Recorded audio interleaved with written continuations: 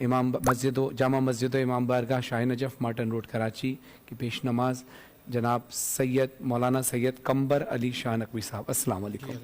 کیسے مزاج ہیں آپ کے؟ آپ کو جمعۃ الوداع بہت مبارک ہو اور یوم آزادی پاکستان بھی مبارک ہو. آج کا ہمارا موضوع بھی یہی تھا. پچھلے سیگمنٹ میں علماء کرام نے جمعۃ الوداع کے حوالے سے، اس کی فضیلت کے حوالے سے بات کی، اور اب ہم یوم آزادی پاکستان کے حوالے سے بات کریں گے. چونکہ آپ نے ابھی ہمیں جوائن کیا تو میں چاہوں گا جمعۃ الوداع کی فضیلت کے حوالے سے بھی آپ کچھ گفتگو کریں اور یوم آزادی پاکستان کے حوالے سے بھی کچھ گفتگو کریں. اعوذ باللہ من الشیطان الرجیم. بسم اللہ الرحمن الرحیم. بہت شکریہ آپ کا، اور جمعۃ المبارک ہے. آپ تمام کی خدمت میں تبریک پیش ہے. مملکت پاکستان کا قیام بھی عمل میں آیا 27 رمضان المبارک کو. جمعہ کا دن ویسے ہی سید الایام ہے، پورے سال میں ہی تمام دنوں کا سردار جمعہ کا دن ہے. پھر ماہ رمضان وہ مہینہ ہے جس میں سانس لینا بھی عبادت ہے، تسبیح شمار کیا جاتا ہے. اس مہینے میں ایک جمعہ کا دن آ جانا، پھر وہ بھی آخری عشرے میں جمعہ کا دن آ جانا، پھر وہ جمعۃ الوداع یعنی اب رخصت ہو رہا ہے ماہ رمضان، اور سید الایام اس میں آ گیا.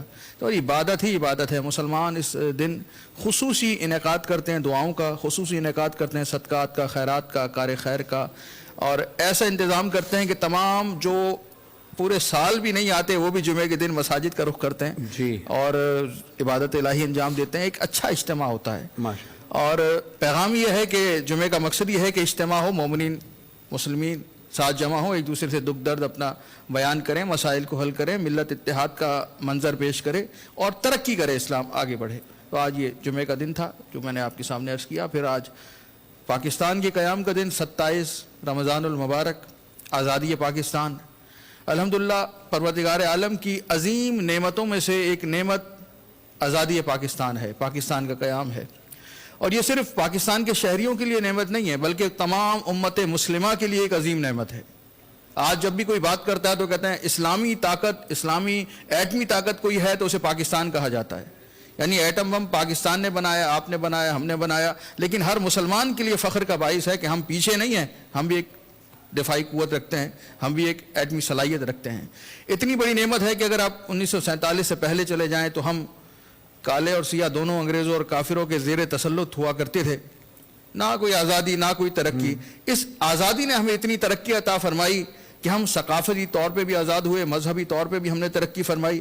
ہم دفاعی معاملے میں، صحت کے معاملے میں، سائنس کے معاملے میں، ٹیکنالوجی کے معاملے میں، ہر معاملے میں پاکستان اوپر نکل کے آیا. مسلمان اپنی پہچان بنانے میں کامیاب ہوئے.